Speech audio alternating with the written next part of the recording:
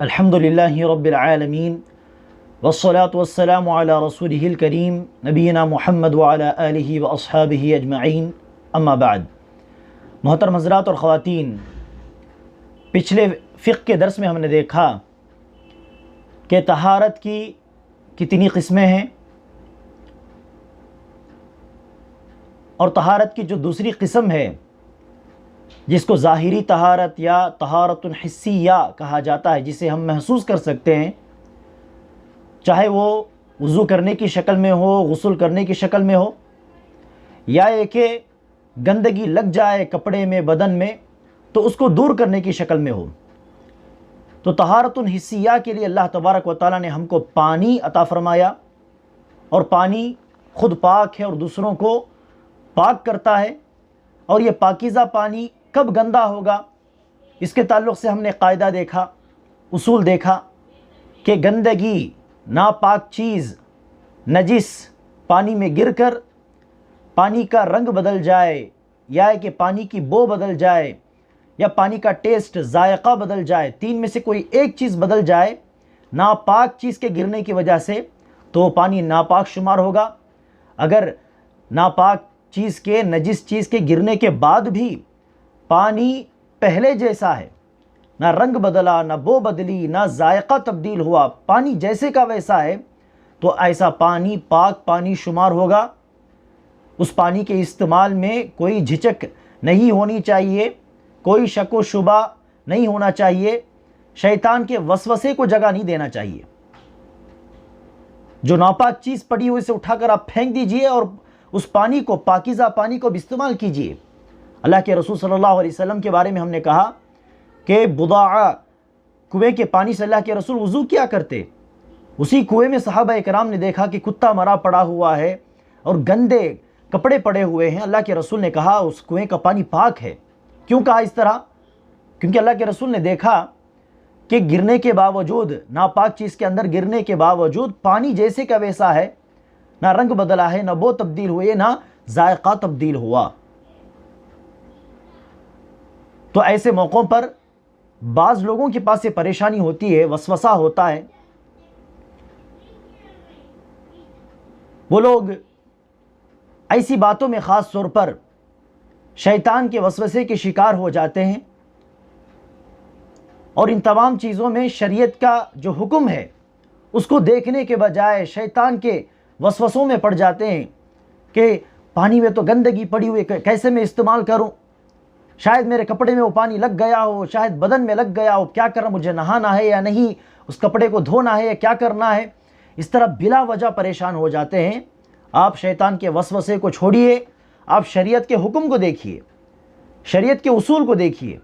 اصول یہ کہتا ہے، شریعت کا حکم یہ کہتا ہے کہ پانی میں نجس، ناپاک چیز کے گرنے کے بعد رنگ بدلے، بو بدلے یا ذائقہ بدلے تبھی وہ پانی ناپاک ہے۔ اگر نہیں بدلا تو شریعت کے اصول پر آپ دھیان دیجئے، وسوسوں کو چھوڑ دیجئے۔ آج انشاءاللہ ہم دیکھیں گے کہ وہ ناپاک چیزیں ہیں کیا، نجس چیزیں، ناپاک چیزیں، ان کی لسٹ کیا ہے۔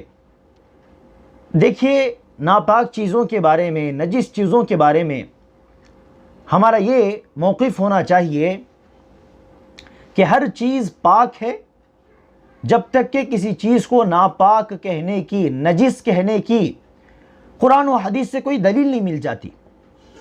تو قرآن و حدیث کی روشنی میں جن چیزوں کو ناپاک کہا گیا ہو، نجس کہا گیا ہو، انہی کو ہم نجس سمجھیں گے، ناپاک سمجھیں گے۔ یہاں پر عقل یا انسان کی فطرت، یہ تمام چیزیں دلیل نہیں ہیں، کیونکہ انسان کی فطرت، عقل تو بسا اوقات پاک چیزوں سے بھی گھن محسوس کرتی ہے۔ مثال کے طور پر انسان کا جو لعاب ہے، تھوک، انسان کا جو بلغم ہے، انسان گھن محسوس کرتا ہے ان چیزوں سے، کپڑے میں لگ جائے، بدن میں لگ جائے، گھن محسوس ہوتی ہے۔ حالانکہ تھوک ہو یا بلغم ہو، یہ تو پاک ہیں، کسی نے اس کو ناپاک نہیں کہا۔ اکثر میں نے دیکھا اپنے طلباء سے، جب میں نے پوچھا کئی جگہ کہ تھوک کیا ہے، پاک ہے کہ ناپاک ہے، کئی لوگوں نے جواب دیا کہ ناپاک ہے۔ ناپاک ہے تو تم منہ میں کیوں رکھ رہے ہو، فوراً تھوکتے رہو، اسے مت نگلو۔ جب میں نے اس طرح کہا تب ان لوگوں کو سمجھ میں آیا کہ ہاں یہ تو ناپاک نہیں ہو سکتا، ناپاک ہے تو ہم کیوں نگلتے ہیں، لعب ہمارے منہ میں ہمیشہ رہتا ہے۔ تو دیکھیے انسان کئی پاک چیزوں سے گھن محسوس کرتا ہے، تو گھن محسوس ہونا، کراہت محسوس ہونا، یہ ناپاک ہونے کی دلیل نہیں۔ تو لعاب سے، انسان کے لعاب سے گھن محسوس ہوتی ہے، بلغم سے گھن محسوس ہوتی ہے، لیکن یہ تمام چیزیں ناپاک نہیں شمار ہوں گی۔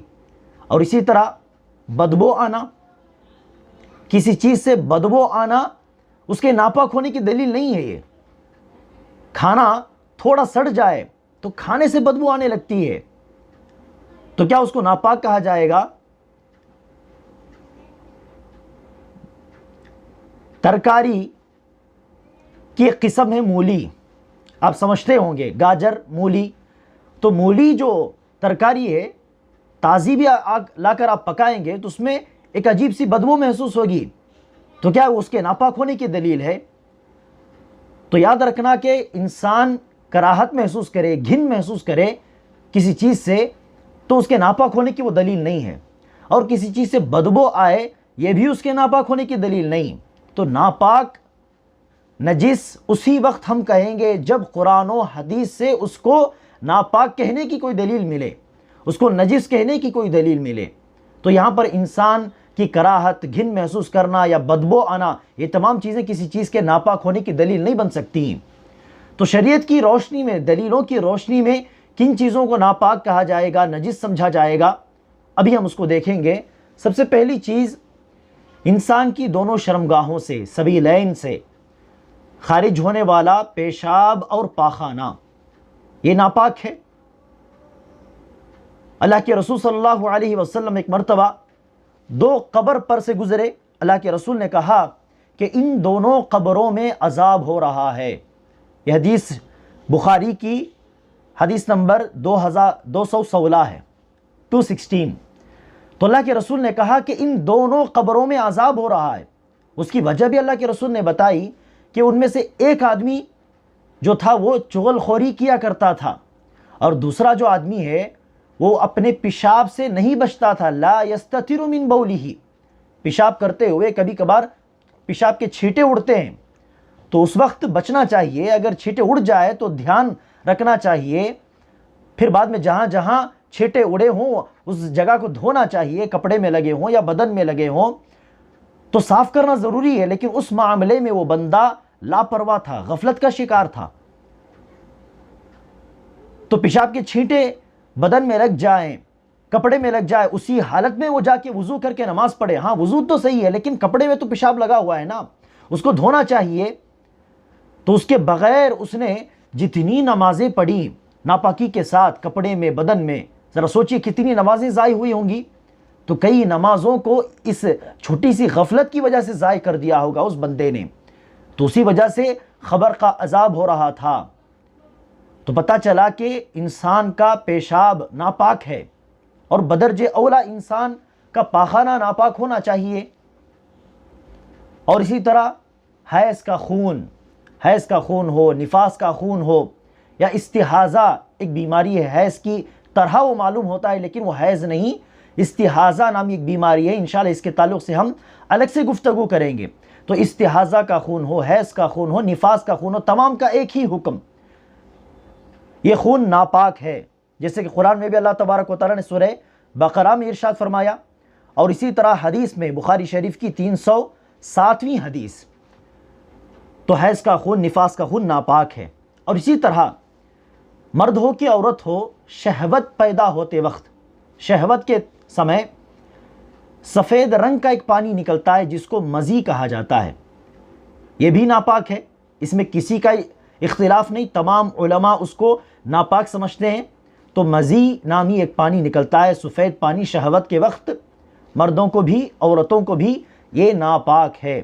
اس کے تعلق سے بخاری شریف کی 170 پر 8ویں حدیث 178، جس میں اللہ کے رسول صلی اللہ علیہ وسلم نے کہا جہاں وہ پانی لگا ہو بدن میں، بدن کے اس حصے کو دھونا ضروری ہے، اور اس کے بعد وضو کر لینا کافی ہے، نہانا ضروری نہیں، وضو کر لینا کافی ہے۔ تو یہ مزی نامی ایک پانی، شہوت کے وقت خارج ہونے والا ایک دوسرا پانی رطوبت ہے جس کو منی کہا جاتا ہے، وہ بھی رنگ میں سفید ہوتا ہے، لیکن دونوں میں فرق کیا ہے؟ یہ جو مزی جس کے بارے میں ہم نے کہا کہ وہ ناپاک ہے اور اس کے نکل جانے پر صرف وضو کر لینا کافی، نہانے کی ضرورت نہیں، وضو کر لینا کافی، وہ جب نکلتا ہے وہ پانی محسوس نہیں ہوتا، اس پانی کے نکلتے وقت بندہ اس کو محسوس نہیں کرتا، بلکہ نکل جانے کے بعد گیلا پن جب لگے بدن میں، کپڑے میں، تبھی محسوس ہوتا ہے کہ مزی خارج ہوا ہے، ورنہ نکلتے وقت محسوس نہیں ہوتا۔ یہ پہلی علامت، جبکہ منی کا خارج ہونا محسوس ہوتا ہے، آنے سے پہلے پتہ چل جاتا ہے، محسوس ہوتا ہے۔ تو ایک فرق ہوا۔ دوسرا فرق کیا؟ مزی منی کے مقابلے میں تھوڑا پتلا ہوتا ہے، یہ دوسری علامت۔ تیسری علامت جو کہ اہم ہے وہ کیا؟ مزی کے نکلنے کے بعد شہوت، خواہش ختم نہیں ہوتی، جبکہ منی خارج ہو جائے تو شہوت ختم ہو جاتی ہے، خواہش ختم ہو جاتی ہے۔ تو ان علامات کی بنیاد پر ہم فرق کریں گے اور دونوں کا الگ الگ حکم ہے، دونوں کے احکام کو ہم سمجھیں گے۔ تو مزی کا حکم کیا ہے؟ مزی ناپاک ہے، نکل جائے تو وضو کر لینا کافی، انشاءاللہ اس کے تعلق سے بھی الگ گفتگو ہوگی۔ تو یہاں پر صرف اتنا سمجھنا ہے کہ مزی نامی وہ پانی ناپاک ہے، اور اس کے علاوہ ودی نامی ایک پانی خارج ہوتا ہے پیشاب سے فارغ ہونے کے بعد، پیشاب سے فارغ ہو جانے کے بعد سفید رنگ کا، یہ بھی سفید رنگ کا پانی ہے، 2-3 قطرے خارج ہوں گے جس کو ودی کہا جاتا۔ یہ ودی نامی یہ پانی بھی ناپاک ہے، اس میں بھی تمام علماء کا اتفاق ہے، کسی نے نہیں کہا کہ وہ ودی پاک پانی ہے، کسی نے نہیں کہا۔ تو اجماع ہے، تو اجماع کی بنیاد پر اس کو بھی ناپاک کہا جائے گا۔ اب یہاں پر ایک بات میں آپ کے دھیان میں لانا چاہتا ہوں، دیکھیے چند مسائل ہیں، چند احکام ہیں جس کو معلوم کرتے ہوئے کسی کو شرم محسوس ہو سکتی ہے، لیکن یہ شریعت کے احکام ہیں، مسائل ہیں، ان کو معلوم کرنا ہی پڑے گا۔ ان مسائل کے علم کے بغیر، احکام کے علم کے بغیر ہماری نمازیں ضائع جا سکتی ہیں، ہماری عبادتیں بیکار ہو سکتی ہیں۔ تو اسی لیے چند احکام، مسائل گرچہ پڑھتے ہوئے، کہتے ہوئے تھوڑی بہت شرم محسوس ہو، لیکن پڑھنا پڑے گا، جاننا پڑے گا، اس کے علاوہ کوئی چارہ نہیں۔ تو شرم کی وجہ سے، شرم محسوس کرتے ہوئے مسائل معلوم کرنے سے رک جانا، یہ عقل مندی کی بات نہیں۔ اسی لیے عائشہ رضی اللہ عنہا نے ارشاد فرمایا کہ عورتوں میں انصاری عورتیں جو ہیں وہ سب سے بہتر ہیں، مہاجر عورتوں کے مقابلے میں، دیگر عورتوں کے مقابلے میں انصاری عورتیں بہتر ہیں۔ کیوں کہا؟ کہا کہ لم یمنعہن الحیاء، ان عورتوں کو شرم و حیا نے علم حاصل کرنے سے نہیں روکا۔ شرم کی وجہ سے وہ پوچھے بغیر نہیں رہتی تھی، بلکہ پوچھا کرتی تھی، پوچھ کر معلوم کیا کرتی تھی مسائل کو۔ انہی انصاری خاتون میں سے خاتون ام سلیم، انس رضی اللہ عنہ کی ماں، آ کر اللہ کے رسول سے دریافت کرتی ہیں کہ اللہ کے رسول، جس طرح مرد خواب میں کچھ دیکھتا ہے اور نہانا اس پر واجب ہو جاتا ہے، تو کیا اسی طرح عورتوں پر بھی نہانا واجب ہے؟ آ کے اللہ کے رسول سے دریافت کر رہی ہیں، کیونکہ یہ مسائل معلوم کرنا ہی ہوگا۔ اور اسی طرح خاتون آتی ہیں، اللہ کے رسول سے دریافت کرتی ہیں کہ حیض کا خون کیا ہے، کیا کرنا پڑے گا، کیسے نہانا ہے، طریقہ پوچھتی ہیں۔ تو اس طرح چند مسائل ایسے ہیں طہارت کے باب میں کہ جن کے پڑھتے پڑھاتے ہوئے تھوڑی شرم محسوس ہو سکتی ہے، لیکن وہ شرم ہمیں کیا نہ کرے، علم حاصل کرنے سے نہ روکے۔ وہ شرم کے نام پر شیطان کی ایک چال ہے۔ تو ہم یہ کہہ رہے تھے کہ سبیلین سے انسان کی دونوں شرمگاہوں سے خارج ہونے والا پیشاب ناپاک، انسان کا پاخانہ ناپاک، حیض نفاس کا، استحاضہ کا خون ناپاک، اور اسی طرح شہوت، خواہش کے وقت احساس کے بغیر، محسوس ہوئے بغیر نکلنے والا سفید پانی جس کو مزی کہا جاتا ہے، وہ مزی ناپاک، اور اسی طرح پیشاب سے فارغ ہوتے ہی بسا اوقات کسی کو 2-3 قطرے پانی نکلتا ہے جس کو ودی کہا جاتا ہے، وہ بھی ناپاک۔ تو 5 چیزیں ہم نے یہاں پر ذکر کی۔ اب دوسرے نمبر پر دوسری ناپاک چیز کیا ہے؟ بہتا ہوا خون۔ تو پہلی چیز جو ہم نے بتائی وہ انسان کے دونوں شرمگاہوں سے خارج ہونے والی چیزیں، تمام کو ایک ہی کیٹیگری میں آپ رکھ لیں، 5 چیزیں کل ملا کر، تو یہ پہلے نمبر پر دوسری ناپاک چیز نجس چیز ہے بہتا ہوا خون۔ اللہ تبارک و تعالیٰ نے سورہ انعام کی آیت نمبر 145 میں ارشاد فرمایا کہ بہتا ہوا خون ناپاک ہے۔ بہتا ہوا خون کا مطلب کیا؟ اونٹ کو ذبح کیا یا بکری کو ذبح کیا، بیل کو ذبح کیا، تو ذبح کرنے کے بعد جو خون بہتا ہے یہ خون ناپاک ہے۔ اب ہم نے بعض لوگوں کو دیکھا کہ وہ خون پکڑ کے رکھتے ہیں، پکڑ کے برتن میں دھوپ میں سکھاتے ہیں، وہ خون سکھ کر کلیجی کی طرح یا تلی جسے ہم کہتے ہیں جمع ہوا خون پہلے سے جمع ہوا تو تلی کی طرح کلیجی کی طرح وہ بن جاتا ہے، پھر اس کے بعد اسے کھاتے ہیں بعض لوگ۔ تو یہ حرام ہے، اس طرح کرنا حرام، کیونکہ بہتا ہوا خون ذبح کرنے کے بعد جو خون باہر نکلتا ہے بہتے ہوئے، یہ بہتا ہوا خون ناپاک ہے۔ اور تیسرے نمبر پر کتے کا جوٹھا ناپاک۔ اللہ کے رسول صلی اللہ علیہ وسلم نے اس کے تعلق سے کہا، بخاری شریف کی حدیث نمبر 172 اور مسلم شریف کی حدیث نمبر 279 میں، کہ کتا اگر کسی کے برتن میں منہ ڈال دے، کتے کا جوٹھا اس میں لگ جائے، کتے کا لعاب اس میں لگ جائے، تو اس برتن کو 7 مرتبہ دھونا چاہیے۔ 7 مرتبہ دھویں، اور اس میں 1 مرتبہ مٹی کا بھی استعمال ضروری ہے۔ اس زمانے میں مٹی کا استعمال، آج کل کوئی بھی پاؤڈر ہو یا صابن ہو، لکوڈ ہو، تو اس طرح 1 مرتبہ مٹی کا استعمال کرتے ہوئے 7 مرتبہ اس برتن کو دھونا ضروری، اور برتن میں جو کچھ ہے اسے نیچے پھینک دینا چاہیے، پھر اس کے بعد 7 مرتبہ دھونا چاہیے۔ پتہ چلا کہ کتے کا جوٹھا ناپاک ہے اور وہ بھی خطرناک ہے۔ چوتھے نمبر پر خنزیر، یہ جانور ہی ناپاک، اس کا گوشت، اس کی ہڈی، تمام چیزیں ناپاک۔ سورہ انعام کی وہی گزشتہ آیت میں، آیت نمبر 145 میں اللہ تبارک و تعالیٰ نے ارشاد فرمایا کہ خنزیر ایک ناپاک جانور ہے۔ اور اسی طرح 5ویں نمبر پر ہر مری ہوئی چیز، مردار، ناپاک، چاہے وہ حلال جانور ہی کیوں نہ ہو، بکری ہو، بیل ہو، اونٹ ہو، مرغی ہو، مر گیا وہ جانور تو ایسی صورت میں وہ ناپاک ہے۔ ہر مردہ ناپاک شمار ہوگا۔ اس کے تعلق سے سورہ بقرہ کی آیت نمبر 173 آپ دیکھ سکتے ہیں، جس میں اللہ تبارک و تعالیٰ نے ارشاد فرمایا، حرمت علیکم المیتۃ والدم ولحم الخنزیر، تو میت جو مردار ہے وہ ناپاک ہے۔ اور اسی طرح 6 نمبر پر جو نجس چیز ہے، ناپاک چیز ہے، وہ ہے حرام کردہ جانوروں کا فضلہ، حرام کردہ جانوروں کا پیشاب۔ ہر وہ جانور جس کا گوشت کھانا حرام ہے، بلی ہے، گدھا ہے، اس قسم کے جانوروں کا فضلہ، پیشاب اور پاخانہ، گوبر، یہ ناپاک ہے۔ اس کی کیا دلیل ہے؟ تو یہاں پر بھی آپ یاد رکھ لیں، فضلہ ہے، پیشاب ہے، تو اس کو ناپاک ہونا چاہیے۔ اس طرح ہماری عقل کہے گی تو صرف عقل کے کہنے پر ہم کو اس کو ناپاک نہیں سمجھ سکتے، بلکہ دلیل کا ہونا ضروری ہے۔ تو دلیل کیا ہے اس بات کی؟ بخاری شریف کی حدیث نمبر 152، اللہ کے رسول صلی اللہ علیہ وسلم نے ابن مسعود رضی اللہ عنہ سے کہا، اللہ کے رسول قضاء حاجت کے لیے باہر نکلے ریگستان میں، تو اللہ کے رسول نے ابن مسعود رضی اللہ عنہ سے کہا، جاؤ میرے لیے 3 پتھر لے کر آؤ۔ پانی نہ ہو تو ایسی صورت میں ڈھیلا، پتھر، اس کا استعمال جائز ہے طہارت حاصل کرنے کے لیے۔ تو اللہ کے رسول نے 3 پتھر منگوائے طہارت کے لیے۔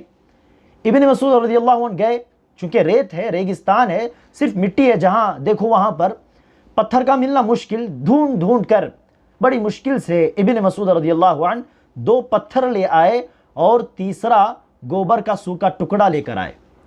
اللہ کے رسول نے 2 پتھر لے لیے اور گوبر کا ٹکڑا اٹھا کے پھینک دیا اور کہا کہ یہ ناپاک ہے۔ بخاری شریف میں یہاں تک موجود ہے بات۔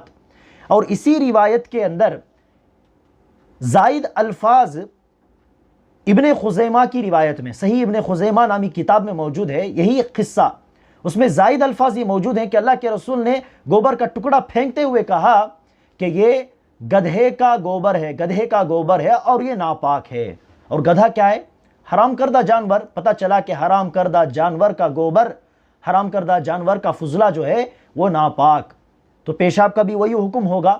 تو یہ ناپاک چیزوں کی فہرست ہوئی قرآن و حدیث کی روشنی میں، دلائل کی بنیاد پر ان تمام چیزوں کو ناپاک سمجھا جائے گا۔ انسان کے سبیلین سے، دونوں شرمگاہوں سے خارج ہونے والا پیشاب ہو، پاخانہ ہو، خون ہو، مزی نامی پانی ہو اور ودی نامی پانی ہو۔ دوسرے نمبر پر کہا بہتا ہوا خون، تیسرا کتے کا جوٹھا، چوتھا خنزیر جانور، پھر اس کے بعد مردار، ہر مری ہوئی چیز، ہر مرا ہوا جانور، اور آخری نمبر پر ہر حرام کردہ جانوروں کا فضلہ، پیشاب اور گوبر وغیرہ، یہ تمام چیزیں ناپاک ہیں۔ اب اس کے بعد ایک فہرست، ایک اور لسٹ میں آپ کے سامنے پیش کرنا چاہوں گا۔ یہ وہ تمام چیزیں ہیں جن کو ناپاک کہنے کے لیے کوئی دلیل نہیں ہے، ان کو ناپاک یا نجس کہا نہیں جا سکتا دلیل کے نہ ہونے کی وجہ سے۔ وہ کیا کیا چیزیں ہیں؟ جیسے کہ خون میں لگا ہوا، گوشت میں لگا ہوا خون، بہتا ہوا خون تو ناپاک ہے، لیکن جو خون بہتا نہیں ہے بلکہ گوشت میں لگا ہوا ہوتا ہے جانور کے ذبح کرنے کے بعد، تو گوشت میں لگا ہوا خون جو ہے وہ پاک ہے، اس کو ناپاک نہیں کہا جا سکتا۔ اور اسی طرح حرام کردہ جانوروں کا جوٹھا، ہاں حرام کردہ جانوروں کا پیشاب ہے، گوبر ہے، یہ ناپاک ہے، اس کے لیے دلیل ہے، لیکن حرام کردہ جانوروں کا جوٹھا ناپاک ہے، اس کی کوئی دلیل نہیں۔ بلکہ اللہ کے رسول صلی اللہ علیہ وسلم نے خاص طور پر بلی کے تعلق سے کہا کہ بلی کا جوٹھا پاک ہے، حالانکہ بلی حرام کردہ جانوروں میں سے ایک ہے۔ تو پتہ چلا کہ پیشاب کا اور گوبر کا حکم تھوک کو، لعاب کو، جوٹھے کو نہیں دے سکتے۔ تو بلی کا پیشاب ہو یا بلی کا پاخانہ ہو یہ ناپاک ہے، لیکن بلی کا جھوٹا یہ ناپاک نہیں۔ اللہ کے رسول نے کھلے الفاظ میں کہا کہ بلی کا جھوٹا پاک ہے، ابو داؤد کی حدیث نمبر 76 میں۔ اور اسی طرح معرفت السنن ایک حدیث کی کتاب ہے جس کی حدیث نمبر 368 میں اللہ کے رسول سے پوچھا گیا کہ تھوڑا پانی کہیں پر کھڑا ہوا ہو، وہاں پر گدھے آ کر پانی پیتے ہوں اکثر، اور دوسرے جانور بھی پانی پیتے ہوں، کیا وہ پانی پاک ہے؟ اس پانی سے وضو کیا جا سکتا ہے؟ اللہ کے رسول نے کہا ہاں تم وضو کر سکتے ہو۔ اور اس کے علاوہ بہت ساری دلیلیں موجود ہیں، صحابہ اکرام کے اقوال ہیں، جس سے پتہ چلتا ہے کہ حرام کردہ جانوروں کے لعاب کو، ان کے تھوک کو، ان کے جوٹھے کو ناپاک نہیں کہا جا سکتا، بلکہ ان کو پاک کہنے کے لیے یہ تمام دلیلیں ہمارے سامنے موجود ہیں۔ اور اسی طرح ہر وہ کیڑے مکوڑے جن کے اندر خون نہیں بہتا ہو، وہ بھی مری ہوئی حالت میں، وہ کیڑے مکوڑے مرے ہوئے حالت میں بھی پاک شمار کیے جائیں گے۔ اس کے تعلق سے ایک حدیث ہم کو ملتی ہے مکھی کے حوالے سے، مشہور حدیث، اگر کسی کے مشروب میں، پینے کی چیز میں مکھی گر جائے تو اللہ کے رسول نے کیا کہا؟ اس کو ایک مرتبہ اندر ڈبو دو، ایک مرتبہ ڈپ کرو، پھر اس کے بعد اسے اٹھا کر پھینک دو اور وہ مشروب پیو، استعمال کرو۔ کیوں اس طرح کرنا چاہیے؟ اللہ کے رسول نے کہا اس کے ایک پنکھ میں بیماری ہوتی ہے اور دوسرے پنکھ میں اسی کی شفا۔ اور جب مکھی پانی میں کہیں گرتی ہے تو وہ بیماری والا جو پنکھ ہے، بیماری والا پر، اس کو سامنے لے کر آتی ہے، تو پانی میں وہ پر تو ضرور لگ گیا ہوگا، لیکن شفا والا پر لگا کہ نہیں ہمیں نہیں معلوم، اس لیے ایک مرتبہ اسے پوری طرح ڈبو دو، پھر مکھی کو پھینک دو اور پانی پی لو۔ تو یہی حکم ہر وہ کیڑا مکوڑا جس کے اندر خون نہیں بہتا اس کو دے دیا جائے گا۔ مثال کے طور پر چونٹیاں ہیں، مکوڑے ہیں، پتنگے ہیں جن کے اندر خون نہیں بہتا، اگر آپ ان کو مار کر دیکھیں گے پتہ چلے گا کہ خون نہیں ہے۔ تو ان تمام چھوٹے چھوٹے کیڑے مکوڑوں کا یہی حکم، اگر وہ مر کر پانی میں گر گئے ہوں، کسی بھی چیز میں گر گئے ہوں، آپ اسے دور ہٹا دیں، پھر اس چیز کو استعمال کریں آرام سے، کوئی مسئلہ نہیں۔ تو یہ چیزیں ناپاک نہیں ہیں۔ اور اسی طرح ہم نے کہا کہ مردار، مری ہوئی چیز ناپاک، لیکن اس میں بھی مستثنا ہے۔ انسان کے تعلق سے بھی غالباً ابن عباس رضی اللہ عنہ کا قول ہے، دیگر علماء کا قول ہے کہ انسان زندہ رہتے ہوئے بھی وہ پاک ہے، مری ہوئی حالت میں بھی، مرے ہوئے حالت میں بھی انسان پاک ہے۔ تو انسان کا جو مردہ ہے، میت، اس کو ناپاک نہیں کہا جائے گا، اس کو ناپاک کہنے کی دلیل نہیں۔ اور اسی طرح سمندر کا ہر جانور، چاہے وہ مچھلی ہو چاہے دوسرا جانور ہو، سمندر کا جانور مری ہوئی حالت میں بھی پاک ہے۔ اللہ کے رسول صلی اللہ علیہ وسلم سے صحابہ کرام نے پوچھا کیا سمندر کا پانی پاک ہے، اس سے ہم وضو کر سکتے ہیں؟ اللہ کے رسول نے کہا ہوا الطہور ماؤہ والحل میتتہ، کہ سمندر کا پانی پاک ہے، گرچہ اس میں نمک ملا ہو کوئی مسئلہ نہیں، سمندر کا پانی پاک ہے تو وضو کرو نہاؤ کوئی مسئلہ نہیں۔ اور اسی طرح اللہ کے رسول نے کہا سمندر کا مردار حلال ہے۔ اب حلال ہے تو ضرور بضرور وہ پاک بھی ہوگا، کیونکہ ناپاک چیزوں کو اللہ تبارک و تعالی حلال نہیں بتائے گا، تو حلال ہے تو اس کے اندر یہ حکم بھی داخل ہو جاتا ہے کہ وہ پاک ہے۔ تو سمندر کے جانور کے تعلق سے عام الفاظ اللہ کے رسول نے استعمال کیے۔ اس کے تعلق سے ہم دیکھتے ہیں کہ بہت سارے اقوال، ایک نہیں دو نہیں 12-13 اقوال کہ سمندر کی مچھلی صرف حلال ہے، دوسرے جانور نہیں۔ کسی نے کہا کہ سمندر کے اندر، صرف سمندر کے اندر جو جانور زندہ رہتے ہوں، سمندر کے باہر پانی کے باہر آنے پر مر جاتے ہوں، صرف ایسے جانور حلال ہیں۔ وہ جانور جو پانی میں بھی زندہ رہتے ہیں، پانی کے باہر بھی زندہ رہتے ہیں، سمندر کے جانور، یہ حلال نہیں، حرام ہیں یا کہ مکروہ ہیں۔ تو اسی قبیل سے ایک جانور ہے کھیکڑا۔ اسی قول کی بنیاد پر کھیکڑے کو کئی لوگ مکروہ سمجھتے ہیں۔ تو اس طرح بہت سارے اقوال، بعض لوگوں نے کہا زمین کے اندر جو جانور حرام ہیں اسی قسم کا جانور سمندر میں بھی پایا جائے تو سمندر میں بھی وہ حرام، جیسے پانی کا کتا ہے، پانی کی بلی ہے، پانی کا سانپ ہے، اس کو حرام کہتے ہیں۔ لیکن زیادہ صحیح بات یہ ہے کہ سمندر کے جانور کو اللہ کے رسول نے حلال کہا۔ اللہ کے رسول نے خاص چیزوں کا نام نہیں لیا، نہ ہی اس قسم کا کوئی قاعدہ بتلایا کہ جو سمندر کا جانور صرف سمندر میں زندہ رہتا ہو، پانی کے باہر مر جاتا ہو، وہ حرام ہے۔ اس طرح اللہ کے رسول نے کوئی قاعدہ نہیں بتلایا۔ تو اس لیے زیادہ صحیح بات یہ ہے کہ سمندر کا جانور بلا استثناء، کسی جانور کو باہر نکالے بغیر تمام جانوروں کو حلال سمجھا جائے گا، یہی زیادہ صحیح بات ہے۔ تو اللہ کے رسول نے اس کو حلال کہا تو پتہ چلا کہ وہ جانور مری ہوئی حالت میں بھی پاک ہیں۔ اور اسی طرح ٹڈا یا ٹڈی دل جس کو کہتے ہیں، یہ بھی حلال ہے، تو وہ بھی مردہ حالت میں، مری ہوئی حالت میں وہ جانور بھی جو ہے حلال اور پاک شمار کیا جائے گا۔ اور اسی طرح وہ چیزیں جن کو ناپاک نہیں سمجھا جائے گا، ان میں سے ہے عورتوں کو خارج ہونے والا سفید رطوبت، خارج ہونے والی سفید رطوبت جس کو وائٹ ڈسچارج کہتے ہیں، یہ بھی پاک ہے، اس کو ناپاک کہنے کی کوئی دلیل نہیں۔ یہ وہ پانی ہے جو رحم مادر سے، رحم کی تھیلی سے باہر نکلتا ہے۔ اکثر بار بار اس مسئلے سے عورتیں دوچار ہوتی ہیں، تو اس کو بھی ناپاک کہنے کی کوئی دلیل نہیں۔